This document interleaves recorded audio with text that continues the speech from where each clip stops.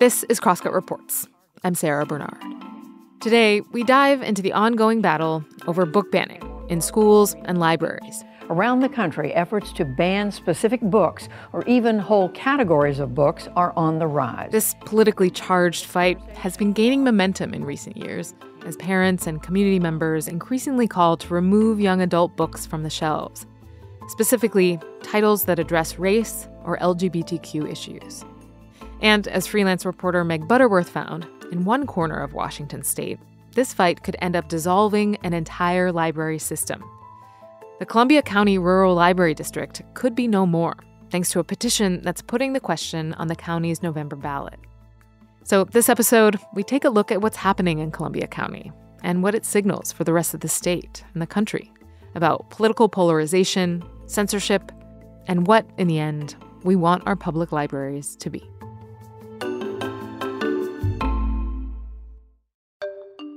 Well, we want to turn now to the sharp rise in book bans in America's schools and libraries. Public libraries across the U.S. are being challenged on funding and censorship. Some state legislators are passing new laws that critics say will politicize libraries like... So, Meg, this fight over books, which books are available or not for young people in schools and libraries, it's this kind of gigantic battle that's been pretty much raging in the country, across the country, in the past few years. His targets include books that, quote, convey that a student, by virtue of their race or sex, is inherently racist, sexist, or oppressive. I mean, I certainly have been hearing a lot of stories about this from all over the country. The majority of the books being challenged have LGBTQ characters and stories. But what you found was in some ways kind of even more dramatic than the banning of a single book is this potential dissolution of an entire library system. So just to get started, can you tell me, how did you first find out about what was going on in Columbia County, Washington? Like, how did that get on your radar? Well, like you, I've been following coverage about the increase in book bans and challenges across the country. I wanted to get a better handle on, well, what's happening here in our state, in Washington. And I also was really interested in learning more about public libraries specifically. There's been coverage on school districts and libraries within school districts. So I was curious about what about our public libraries. And I really did want to speak to librarians who are on the front lines and what has been their experience recently. What are they hearing from their community members who might be raising concerns about books within their collection? And how are they responding to that? And so I started talking to lots of folks at Seattle Public Library, and I spoke with the Washington State librarian and some faculty members at the UW, got the master's program for library and information sciences. And they all kept raising in the conversations I had with them was, you know, something's going on out in Columbia County, and you should look into that. Wow. So you're talking to all these different people in the field who are saying something is going on there. And so let's kind of dig in. How did this whole thing get started there in particular? First of all, I should just say Columbia County is a small county in eastern Washington. It's tucked in between Walla Walla County and Garfield County on the Oregon border, and it has a population of around 4,000 people. So it's quite small. And it has one library building for the whole county. I had the pleasure of speaking with the former director for the library district, Todd Vandenbark. And according to him, things really started to get underway out there after Pride Month of 2022. The library, in honor of Pride Month, displayed a handful of books around the library written by authors who identify as LGBTQ+ and covering topics around that issue, as well as a few BIPOC authors as well. And an individual from the community at some point during that time went into the library and took photos, images of the covers of these books, and then kind of photoshopped them and posted the photoshopped images onto a community Facebook page for Dayton. Dayton is one of two big towns within the county. The library board, at their August board meeting, a couple of members from the community attended that meeting. And they raised concerns about 6 books that were in the library's collection, all of which had to deal with LGBTQ plus topics and or race relations. Sounds very familiar. And per the library's policy, which is true for most libraries, they have a policy to respond to community concerns about book titles. Community members were asked to fill out what's called a request for reconsideration form and submit it to the library director, Todd Vandenberg. After that August meeting, Todd Vandenberg became aware of the Facebook posts. He hadn't even been aware of the Facebook post. And by that time, comments had been posted. And many of the comments were quite threatening to Vandenberg, his staff, and the board. And references were made calling them pedophiles and groomers. There was even one person commented that they thought that Vandenberg and his staff should be put in prison and should be pushing daisies up from the roots. Wow. More and more librarians feel like they are in the crosshairs and have come under increased scrutiny for what's on the shelves. Who recently had to close the library early due to unspecified concerns for staff safety. People in my profession called pedophiles and like these horrible, horrible things. She was targeted online and singled out by conservative groups, suggesting she was using literature to groom children. A few folks from the community did actually come into the library and meet in person with Todd Vandenberg to express their concerns. And he said it was clear to him that no dialogue was going to take place, that these individuals really just wanted to come in and convince him. When one of the individuals was asked, well, what is it that you don't like about these books? His response in reference to one book that dealt with the issues of race and race relations, it's called Our Skin by Megan Madison. And his response was that he felt it would make his daughter feel bad about being white. Yeah, which that also sounds familiar.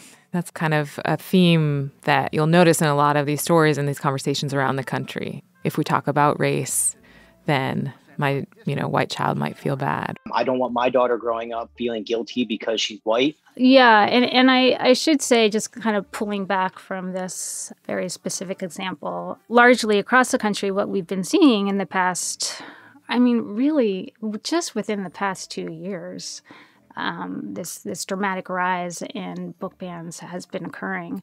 And the majority of the titles deal with LGBTQ plus issues and or race relations. States are buckling down on their restrictions of certain books, saying that they contain sexually explicit content, LGBTQ themes, and racial inequality. Yeah, we could maybe take a moment and zoom out to that, because I think that's, some of the reporting that you've done looks at both this local story in Eastern Washington, Southeastern Washington, and also really what's been happening across the country and across the state.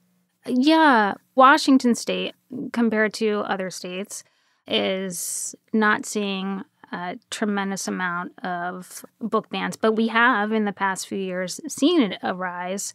The number of titles challenged has risen from a total of 10 in 2017 to 42 in 2021. Nationally, the American Library Association did just recently come out with a new report and reported that there were 1,269 demands to censor library books and resources in 2022. That number is nearly double the 729 books the American Library Association reported for 2021. Public school libraries are experiencing the same. According to PEN America, from July of 2021 through March of 2022, there were nearly 1,600 actions taken in school districts to ban more than 1,100 titles. Right. It's like you have these anecdotal stories of community members coming forward to challenge these titles, but in some cases it's a little bit more organized even, right? It is organized. And it used to be that when titles within a library's collection were challenged, it would be one single book title. And it seems like more and more people are voicing concerns or filing complaints over multiple book titles, not just one. It's a campaign, largely led or fed through social media that is being put out there by organized groups. One of the big groups today is Moms for Liberty. Moms for Liberty. Moms for Liberty is a conservative group known as Moms for Liberty. They haven't been around for long. They launched in 2021. And actually, the group really formed in response to COVID and mask mandates. And in that short period of time, they have spread rapidly. Moms for Liberty has swelled to more than 85,000 members with chapters in 42 states. If you go on the Moms for Liberty website and they have a map of where all of their branches are for Washington State, they show that they have 9 chapters. Wow. The Southern Poverty Law Center actually does refer to them as an extremist group, an anti-government extremist group. The 14 chapters in Florida are listed on SPLC's hate map. The SPLC is a watchdog group known for identifying what they deem as hate and extremism in the United States. The Washington Post did a study, really, of their own, and they found that the majority of the book bans that have been filed came from 11 individuals. I think one of those individuals filed like 96, a ban for 96 titles. And another one of those individuals, according to the Washington Post, was a member of a Moms for Liberty chapter. Another kind of red flag is that the majority of the book titles that people are asking or calling to be banned are all the same. It's the same books. They're pulling from a list that has been created. It's like a circulation of a list of books nationally. Wow. And some of the books that were called to be banned in Columbia County were the same book titles that you see that are being called to be banned in other locations around the country. Wow. Okay, yeah. How did it get from, people voicing concern over specific titles to let's close the whole library? So by September, the Facebook posts had really gotten out there. A lot of members of this community had seen it, and it really, hit a nerve with a lot of folks. Per this Facebook post, people in the community were under the impression that books on LGBTQ plus subject matters were being housed within the children's section, which was not true. So there was misinformation that was being spread through social media, through this community, something that we are all familiar with. That's right. And Todd Vandenberg did again review the library's request for reconsideration procedure. And he did find that when folks did mail in those forms, a lot of them, folks did not specify specific titles and did not specify reasons for why they wanted the books removed. By the end of the year, by the December board meeting, the board voted to not remove any books from the library and that the books would remain in the library's collection. So then by January of 2023, a member of the community decided to submit an appeal to the board and specifically focusing on, they wanted to specifically remove the book What's the Tea by Juno Dawson. And that's a book for teenagers about transgender and non-binary issues. The board did ask people who were present to please raise their hands if they had actually read the book. Nobody raised their hands.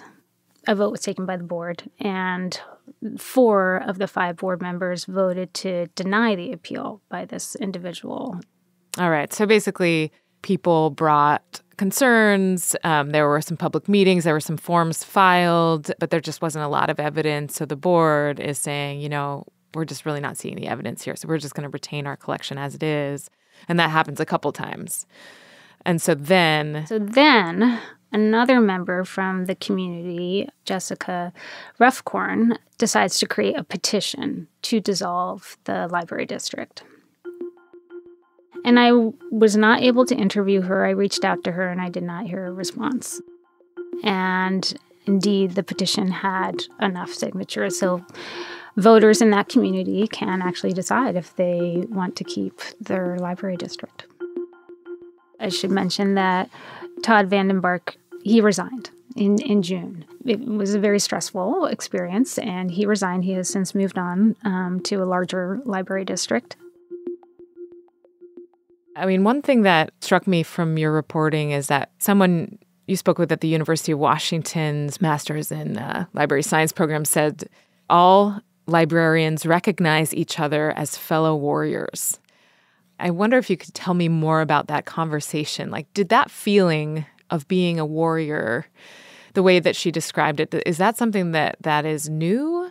Or does that feel like particularly acute right now? Was that the context? I think the short answer is that it feels particularly acute right now. So I spoke with Cindy Aiden. She's actually the chair for the master's program of library and information science, and I think she really was pointing to the fact that now more so than ever. Her colleague, Helene Williams, also said that, look, this is a profession that it's labor intensive, it's emotionally exhausting, especially now.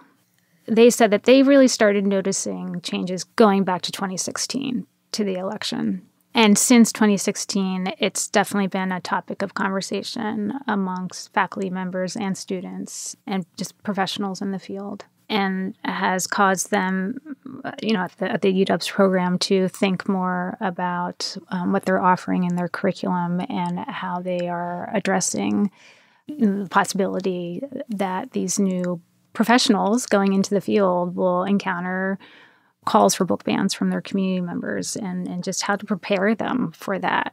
The university's program is also focusing on trying to remind its students to take care of themselves and to take care of each other. And they have a mentoring program, actually. So, there's a mental health component to this.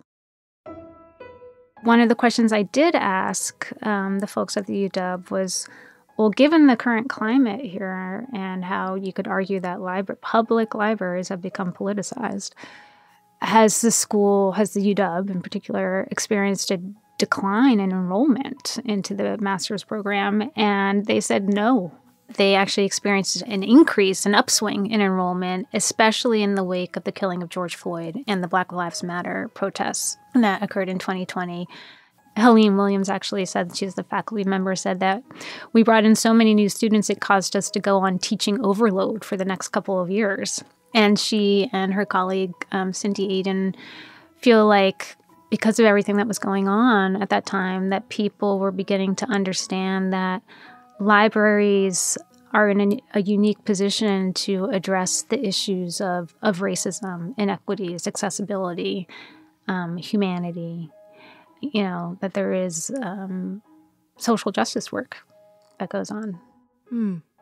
It sounds like on the conservative side of things, you have this very politicized, highly organized campaign to censor certain books that talk about race, that talk about LGBTQ issues. But maybe there's also this other force you've described going on, that maybe there are also people who are wanting to fight against censorship.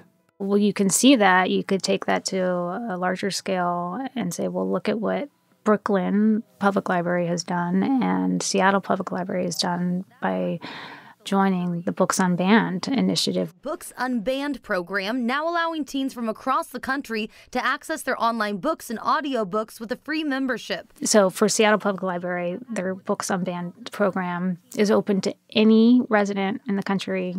They can apply for a Seattle Public Library card and check out any materials from the library's ebooks or audiobooks collection. This is for folks living in the U.S. between the ages of 13 and 26. It just was launched in April of this year, and since April, they've had 3,642 people sign up from every state in the U.S., including Puerto Rico. Wow. And certainly Columbia County Rural Library District has promoted the Seattle Books Unbanned program. Something I've been thinking about, big picture, about your reporting is that libraries they're kind of a lot of things all at once, in many cases. They're disseminators of information, curators, places for the exchange of ideas, And they're also community hubs. They're also places where, for example, kids can go after school, or community events can take place, or people who experience homelessness and need a place to go for a few hours. Or, I mean, there's just like so many things that a library does. All of that is lost when a library is closed. I mean, what do you think this would signal if this does go through in November, if this library is in fact closed? Yeah, it's a really thought-provoking question.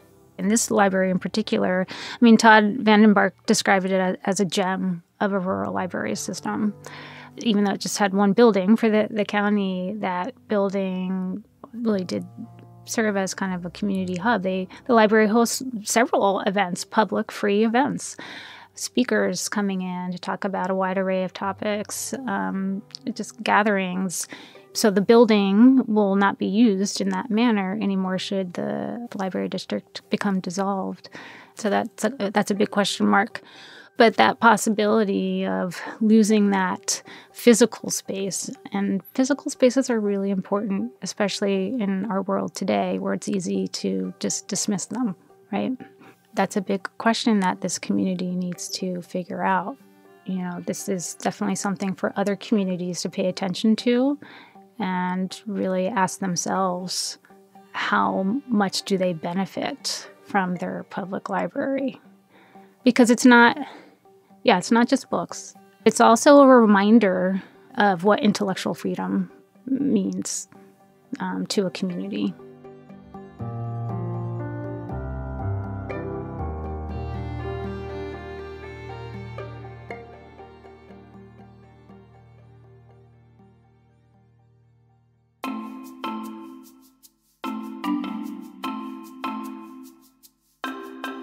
Thanks for listening to Crosscut Reports. This episode was reported by Meg Butterworth and produced by me, Sara Bernard.